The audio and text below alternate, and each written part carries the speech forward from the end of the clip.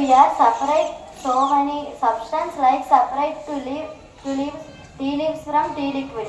As like some simple methods have to separate different substances. Here my friends explain some simple methods.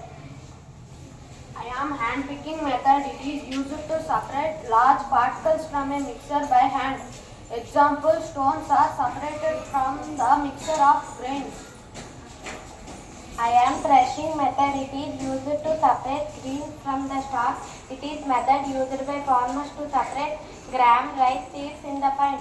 Farmers take help from bullocks and machines to in my threshing method. I am winnowing method. It is used to separate heavier and lighter components of a mixer by wind or blowing air. Farmers are used to me to separate lighter rust particles from heavier seeds of grains.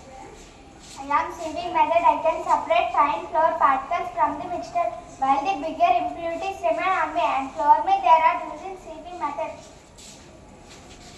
I am a method of condensation. One cools the gaseous water vapor, convert into water to be used, fills the LPG cylinders. Thank you.